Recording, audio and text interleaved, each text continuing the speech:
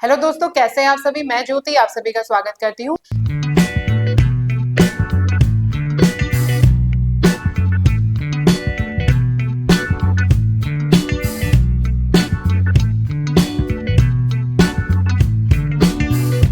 सबसे पहले बात करते हैं उत्तराखंड की कुछ जनजातियों के बारे में, यानी कि ट्राइब्स के बारे में।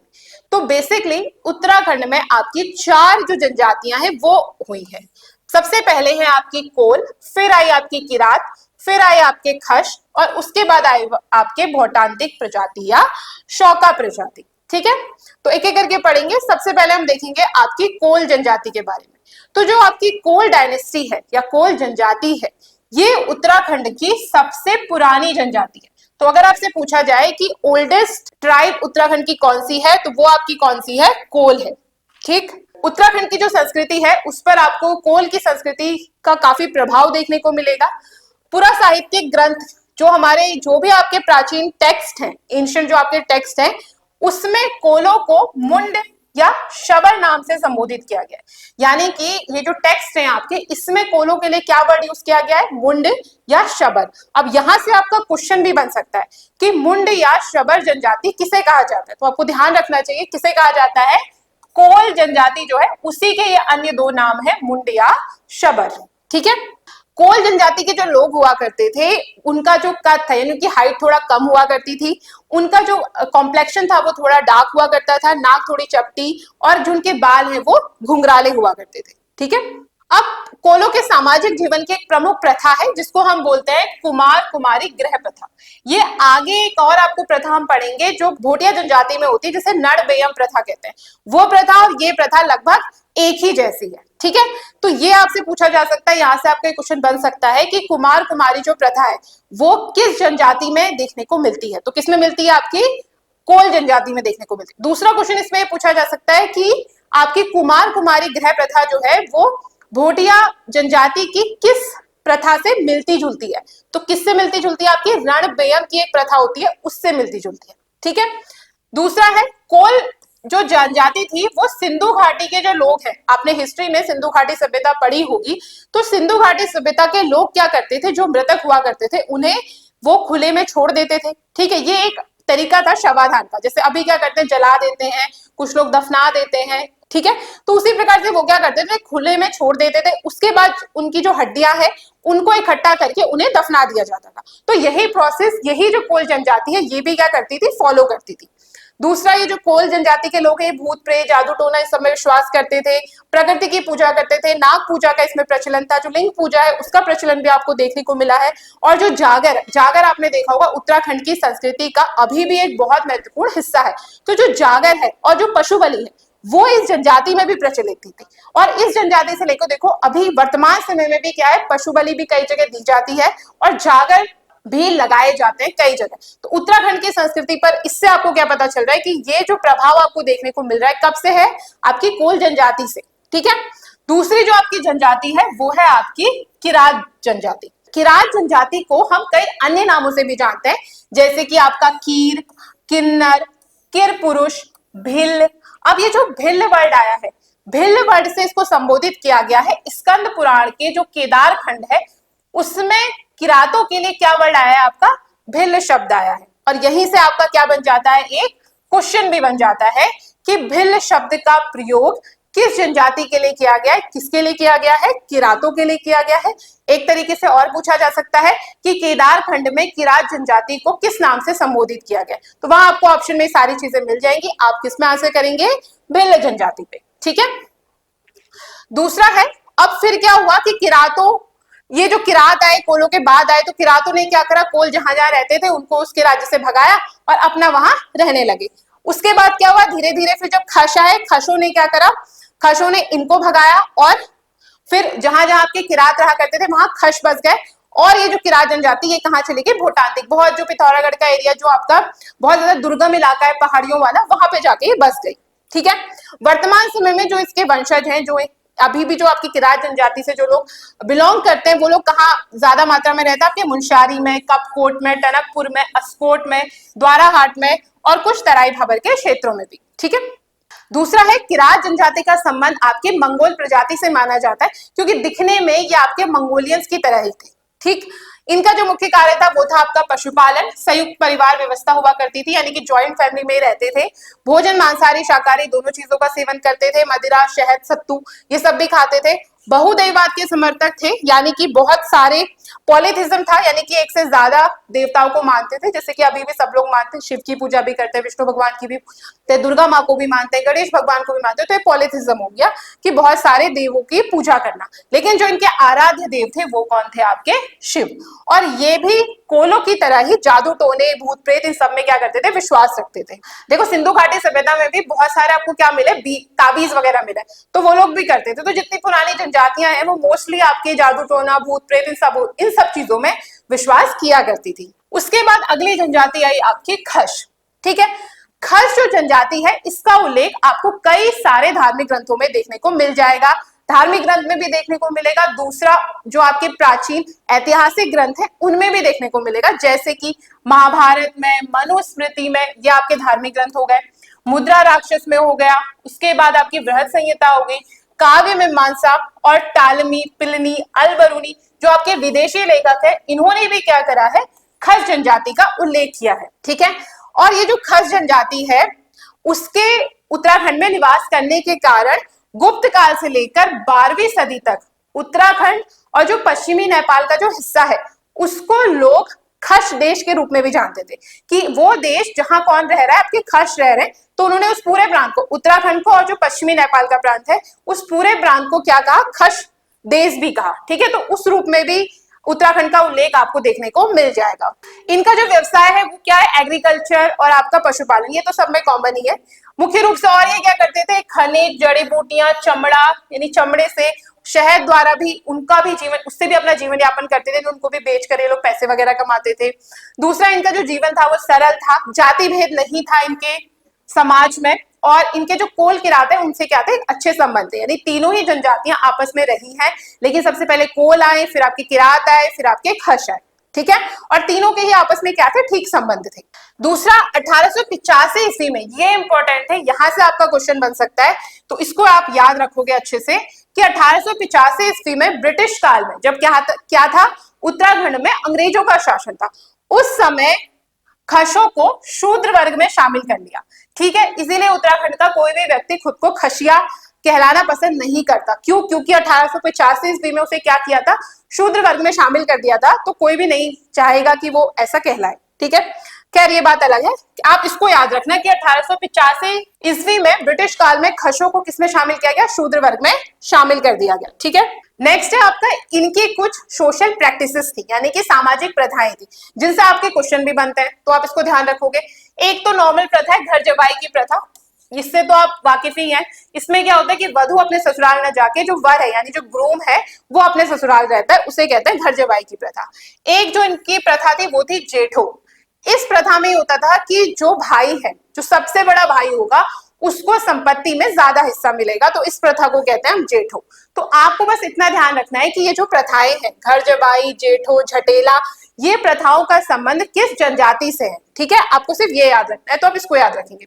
उसके बाद थी झटेला, आपकी जो प्रथा थी उसमें क्या था कि अगर कोई स्त्री किसी दूसरे व्यक्ति से शादी कर ले, यानी उसकी शादी पहले हुई है, उसके बाद वो किसी दूसरे व्यक्ति से शादी कर लेती है, तो उसके जो पहले पति से जो उसके उत्पन्न जो पुत्र होगा उसको क्या कहते थे? झटेला कहा करते थे।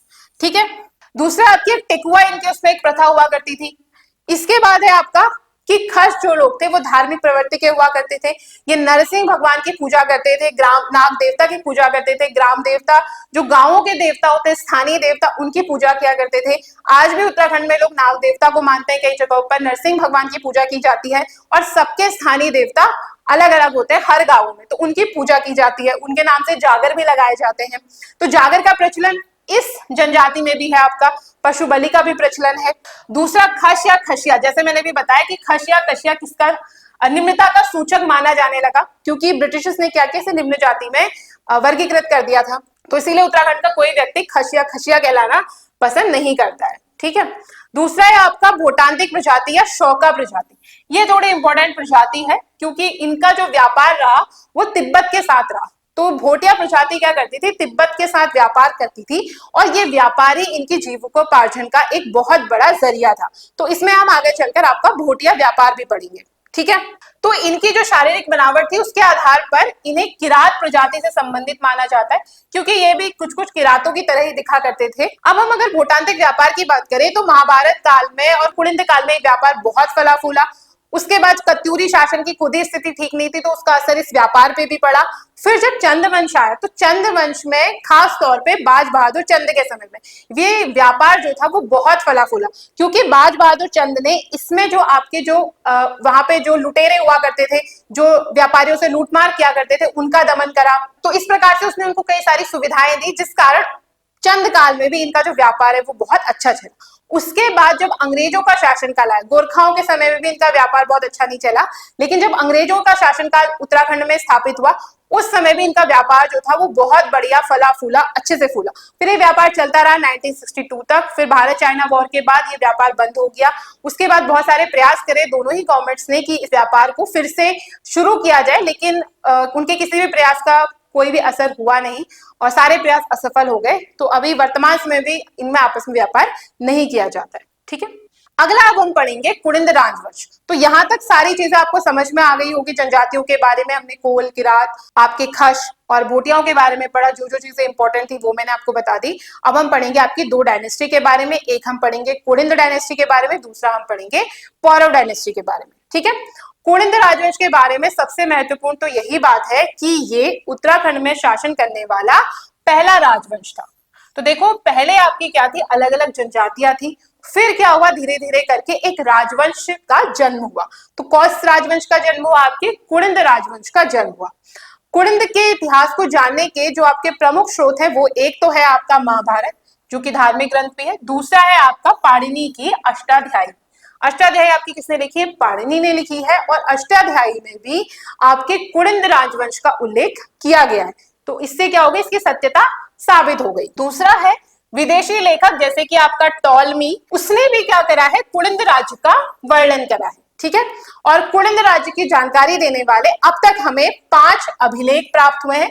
अभिलेख को इंग्लिश में कहते हैं इंस्क्रिप्शंस।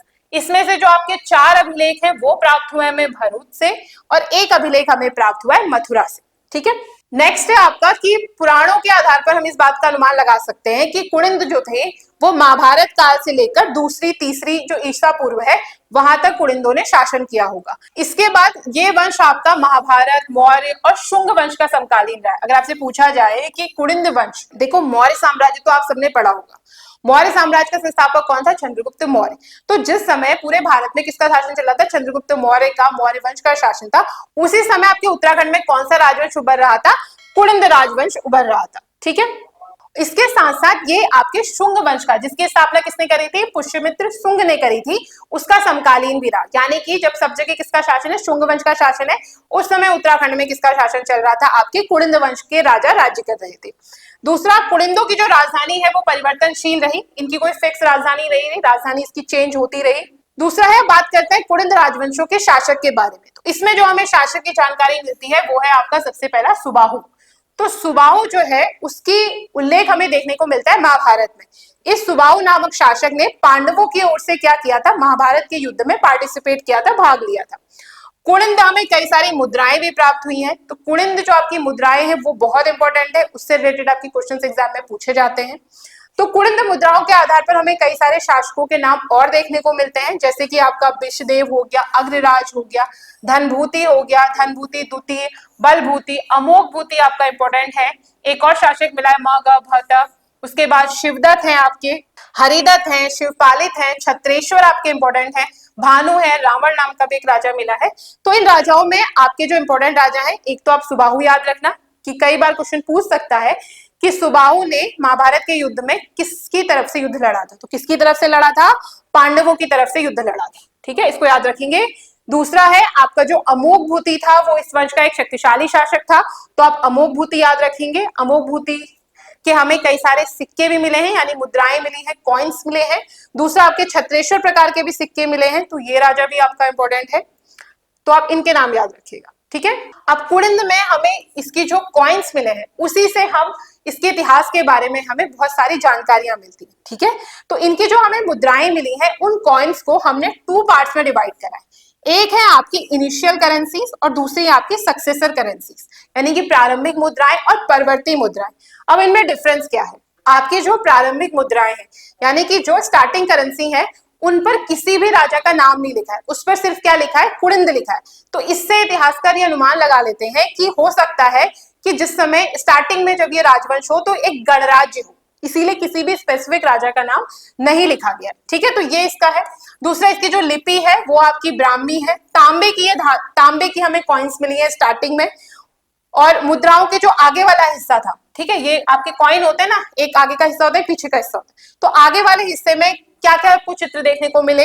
बोधि वृक्ष देखने को मिला है, त्रिरत्न के बारे में मिला है, और उसके पीछे क्या बना होता था? पीछे भाग में ऐसे सूर्य की किरणें बनी होती थी। ठीक है, और कुछ मुद्राओं पे हमें कादिस्य भी लिखा हुआ है। क्या लिखा हुआ मिला है? कादिस्य भी लिखा हुआ मिलता है, लेकिन इसे इतिहासकार राजा नहीं मानते। इसका मतलब है कि कादिस्य नाम का हो सकता है उसमें कोई कबीला रहा हो, इस टाइप से ऐसी चीज है। दूसरा है आपका कि परवर्ती जो कुड़िंद मुद्राएं हैं, इसमें क्या था? इसकी जो लिपि है वो आपकी देखो खरोष्टी लिपि है और ब्राह्मी लिपि में मिली है, और लेटर कुड़िंद मुद्राएं जो हमें मिली है वो हमें सिल्वर की भी मिली है और कॉपर की तो मिली ही मिली है। ये जो मुद्राएं हैं ये आपकी इंपॉर्टेंट है, इनको 3 भागों में डिवाइड किया गया। कौन कौन सी? एक है आपकी अमोघ भूति प्रकार की मुद्राएं, अल्मोड़ा प्रकार की मुद्राएं और आपकी छत्रेश्वर प्रकार की मुद्राएं। ठीक है, इसमें जो आपकी अमोघ भूति प्रकार की मुद्राएं हैं ये आपके रजत और तांबे की मिली है। ये आपकी कौन सी है? अभी बता दिया मैंने, खरोष्टी और ब्राह्मी लिपि की है। और इन मुद्राओं में आपको नारी, मृग, स्वास्तिक, बौद्ध वेशनी, चक्र, नाग, चैत्य, वैदिका, नंदी या लहरदार रेखाएं, ये सारी चीजें आपको देखने को मिलेंगी। और इन मुद्राओं पे आपको यूनानी प्रभाव भी देखने को मिलेगा। ठीक है, क्योंकि मौर्य काल चल रहा है, यूनानी आगमन हुआ था उस समय, तो इनकी मुद्राओं में भी आपको क्या दिखेगा? यूनानियों का प्रभाव देखने को मिल जाएगा।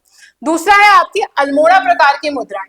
अब ये जो आपके कॉइन्स हैं ये मेन रूप से आपके अल्मोड़ा जिले में ही पाए गए, इसीलिए इसका नाम भी क्या रख दिया गया? अल्मोड़ा प्रकार की मुद्राएं। ये जो मुद्राएं हैं ये आपको केवल तांबे की मिली है, ठीक है, कॉपर की मिली है। और इनकी लिपि क्या है? ब्राह्मी लिपि है। इस पर जिन राजाओं के नाम अंकित है वो है आपका मगभत्स और शिवदत्त हो गया, शिवपालित हो गया, हरदत्त हो गया। इसमें आपको व्रत मिला है देखने को, कुबड़े बैल की आकृति है, वेदी है, छत्र है, लंबवत रेखाएं हैं, नाग के चित्र हैं, मानव की मूर्तियां भी अंकित हैं। अगली जो मुद्राएं हैं वो है आपकी छत्रेश्वर प्रकार की मुद्राएं। तो छत्रेश्वर प्रकार की जो मुद्राएं हैं उनमें क्या लिखा गया है? उसमें लिखा गया है भगवत छत्रेश्वर महात्मन, यानी ये इस राजा की समय की मुद्राएं हैं। इन मुद्राओं पे भी आपको कुषाणों का प्रभाव देखने को मिलेगा। दूसरा, इसकी लिपि क्या है? ब्राह्मी लिपि है। और इन मुद्राओं पर आपको त्रिशूलधारी शिव का चित्र देखने को मिल जाएगा। ठीक है, उसके बाद ये तो हो गई, बात करी हमने कुड़िंद वंश की। तो कुड़िंद वंश में आपकी जो ये कॉइन्स हैं ये बहुत ज्यादा इंपॉर्टेंट है, इससे रिलेटेड क्वेश्चन पूछे जाते हैं कि छत्रेश्वर प्रकार की मुद्राएं कहाँ मिली, छत्रेश्वर प्रकार की मुद्राओं में किस राजा के नाम का अंकन किया गया है, वो किस राजा से संबंधित है, अमोघ भूति प्रकार की मुद्राएं की लिपि क्या है, इस टाइप के प्रश्न पूछे जा सकते हैं, तो आप इसको ध्यान रखेंगे। दूसरा और आज का आखिरी वंश है हमारा पौरव वंश या पर्वताकार वंश। अब ये जो आपका वंश है ये डायनेस्टी आपकी पर्वतों से घिरी थी, यानी कि जहां पर पर्वताकार वंश या पौरव वंश के राजा राज्य किया करते थे वो राज्य चारों तरफ किससे घिरा है? पर्वतों से घिरा है। इसीलिए इस वंश को पर्वताकार वंश या पौरव वंश का नाम भी दिया गया है। पौरव वंश के जो अभिलेख है वो हमें तालेश्वर से हमें तांबे और अष्टधातु के अभिलेख प्राप्त हुए हैं, जिनसे हमें इस डायनेस्टी के बारे में बहुत सारी जानकारियां मिलती हैं। ये जो अभिलेख है ये हमें 1915 में प्राप्त हुए। ये अभिलेख आपके किसके हैं? श्री धूति वर्मन के हैं और विष्णु वर्मन के हैं। ठीक है, ये इस वंश के राजा हैं। इनकी जो राजधानी थी पर्वताकार वंश की वो थी आपकी ब्रह्मपुर। पूछा जाता है क्वेश्चन, इसको याद रखना। पौरव वंश का शासनकाल जो है वो 6ठी शताब्दी से लेकर 8वीं शताब्दी तक माना जाता है। उसके बाद जो आपके कत्यूरी वंश है वो पौरव वंश के बाद आपका क्या आया? अगली जो डायनेस्टी आई वो आपकी कत्यूरी डायनेस्टी आई। हर्षवर्धन की जब मृत्यु हो गई उसके बाद ऐसा माना जाता है कि हर्षवर्धन की जब मृत्यु हुई उसके बाद आपका जो पौरव वंश है वो अस्तित्व में आया होगा। ठीक है, इसमें जो आपके तालेश्वर का जो ताम्रपत्र है इसमें किन किन राजाओं के नाम उल्लेख है? विष्णु वर्मन का उल्लेख है, वृषवर्मन का है, श्री अग्निवर्मन, धूति वर्मन, विष्णु वर्मन, द्वितीय, इन सबके नामों का आपको उल्लेख देखने को मिलता है। अब इसमें जो आपके प्रारंभिक शासक है जैसे कि आपका विष्णु वर्मन प्रथम है या वृषवर्मन है, इन दोनों ने कोई भी उपाधि धारण नहीं करी। ठीक है, उसके बाद धूति वर्मन के जो ताम्र अभिलेख है उसमें एक पौरव वंशी शासक है जिसका नाम है अग्निवर्मन। अग्निवर्मन इस वंश का एक शक्तिशाली शासक था और इसने जो उपाधि धारण करी है वो उपाधि धारण करी परम भट्टारक महाराजा धीराज की। तो कई बार यहां से भी क्वेश्चन बन जाता है कि अग्निवर्मन ने कौन सी उपाधि धारण करी थी। तो याद रखना कौन सी धारण करी थी, परम भट्टारक महाराजा धीराज की उपाधि इसने धारण करी थी। अग्निवर्मन के पश्चात जो राजा बना वो बना आपका धूतिवर्मन। ये कौन था, अग्निवर्मन का पुत्र था। इसने भी अपने पिता की भांति महाराजा धीराज परम भट्टारक की उपाधि ग्रहण करी। उसके बाद धूतिवर्मन के बाद उसका बेटा राजा बना विष्णुवर्मन द्वितीय। उसने भी सेम वही आपकी जो उपाधि है वो धारण करी। ठीक है, फिर विष्णुवर्मन की जब मृत्यु हुई तो उसके पश्चात उसके उत्तराधिकारी कौन थे, कौन राजा बने, कैसे पतन हुआ, लास्ट राजा कौन था, तो इसके संबंध में हमें कोई भी जानकारी नहीं मिलती अब तक। हो सकता है आगे हमें कोई और अभिलेख मिले तो हमें जानकारियां मिले, फिलहाल हमें इसकी कोई जानकारी नहीं मिलती। तो इस वंश में आपके क्वेश्चन कहां से बनेंगे, इस वंश में आपके क्वेश्चन बनेंगे इनके एडमिनिस्ट्रेशन को लेकर, यहां से क्वेश्चन बनता है। ठीक है, तो पौरवों ने उसी शासन व्यवस्था को अपनाया जो कि हर्षवर्धन की शासन व्यवस्था थी। शासन का जो सर्वोच्च अधिकारी है वो कौन होगा, राजा हुआ होगा। राजा जो थे वो स्वयं को गौ ब्राह्मण हितैषी कहलाना पसंद करते थे। राजा क्या थे, आपके निरंकुश नहीं थे, यानी कि उनमें औरों का अंकुश हुआ करता था। जो अन्य पदाधिकारी हैं उनसे सलाह मशवरा करके राजा निर्णय लिया करते थे।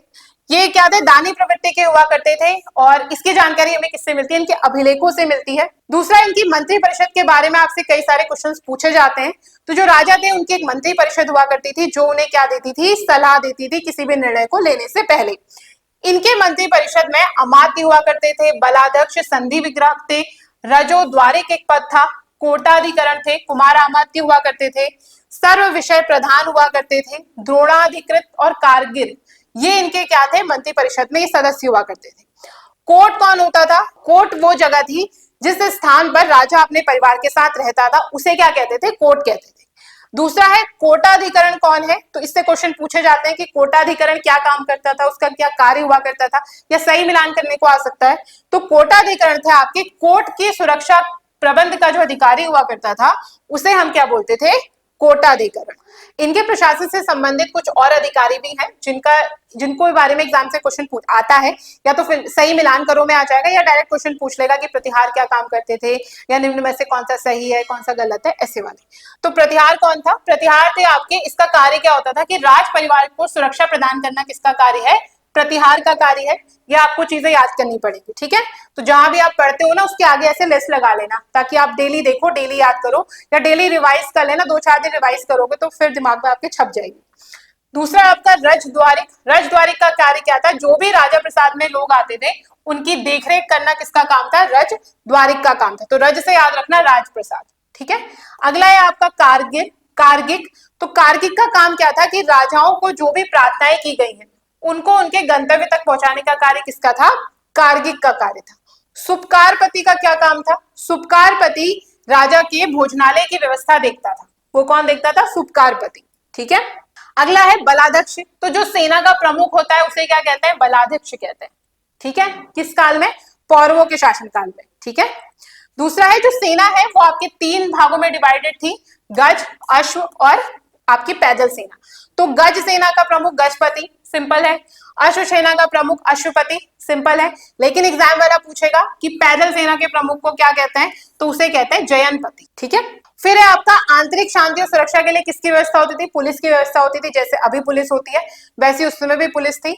और जो पुलिस अधिकारी थे उन्हें कहा जाता था दंडपाशिक। ये इंपॉर्टेंट है, यहाँ से क्वेश्चन पूछा जा सकता है कि पौरव काल में दंडपाशिक पुलिस अधिकारी को क्या कहा जाता था, तो क्या कहते थे, दंडपाशिक कहते थे। इनकी जो आय का मुख्य स्रोत क्या था, वो था लैंड टैक्स, क्योंकि उस समय सब लोग कृषि ही करते थे, तो लैंड टैक्स हो गया। दूसरा है भूमि कर जो था, जो लैंड टैक्स था उसे क्या कहते हैं, भाग कहा करते हैं। ठीक है, और इस भाग को जो एकत्र करेगा उसे कहते हैं भागिक। तो यहां से भी क्वेश्चन बनता है आपका, इसको भी आप ध्यान रखना। ठीक है, दूसरा है कितना टैक्स लिया जाता था, कितना भाग लिया जाता था, तो वो लिया जाता था उपज का छठा भाग, यानी कि 1/6 पार्ट जो था वो क्या किया जाता था, लिया जाता था। और ये किस रूप में लिया जाता था, अन्न के रूप में, यानी कि जो आपके फूड ग्रेन्स है उसी रूप में लिया जाता था। यानी कि अगर आपके खेत में 6 बोरी अनाज हुआ है तो 1 बोरी अनाज किसके पास जाएगा, पौरव वंश के गवर्नमेंट के पास चला जाएगा। ठीक है, नेक्स्ट है आपका भोग। क्या है भोग? आपका एक नॉर्मल टैक्स हुआ करता था और भोग को जो एकत्र करता था वो भौगिक कहलाता था। तो भौगिक और भागिक में अंतर है, ध्यान रखना। भागिक आपका लैंड टैक्स है और भौगिक आपका नॉर्मल, जो भोग आपका टैक्स है नॉर्मल टैक्स है आपका। उसके बाद एक होता था आपका द्विरपति और कायस्थ। तो ये क्या करते थे? ये राज्य की आय और भूमि संबंधी जो सूचनाएं हैं उनका आंकड़ा रखने का काम करते थे। ठीक है, दो प्रकार की भूमि इस समय हुआ करती थी। एक भूमि सिंचाई वाली भूमि, नॉर्मल है, सिंचाई वाली भूमि होती है। एक भूमि ऐसी भूमि होती है जहां सिंचाई नहीं की जा सकती। तो अंतर क्या होता है कि अंतर इसमें जो वर्ड है कि इस समय सिंचाई वाली भूमि को क्या कहते थे? केदार वर्ड यूज आता था। ठीक है, और जो आपकी सारी है, सारी भूमि मतलब बहुत कठोर है, सारी है, पहाड़ी में बोलते हैं ना सार है, सार, तो सार यानी ठोस। तो सारी भूमि क्या होगी? ऐसी भूमि जिसपे सिंचाई नहीं की जा सकती। दूसरा है भूमि को नापने के लिए। अब भूमि को नापेंगे कैसे? तो उसके लिए कई सारी विधियों का प्रचलन था, उसमें से तीन प्रमुख है। वो है आपकी द्रोण वापम, खारी वापम और आपकी कुल्य वापम। ठीक है, तो आशा करती हूँ आपको आज का लेक्चर अच्छा लगा होगा। इसमें हमने पढ़ी जनजातियां पढ़ी, कुणिंद वंश पढ़ा, पौरव वंश पढ़ा और हमने भोटिया और तिब्बत व्यापार के बारे में जाना। तो अगर आपको ये वीडियो अच्छी लगी है तो हमारे चैनल को लाइक, शेयर एंड सब्सक्राइब करना ना भूलें और ऐसे वीडियोस देखने के लिए हमारे साथ जुड़े रहिए। Thanks for watching and keep learning.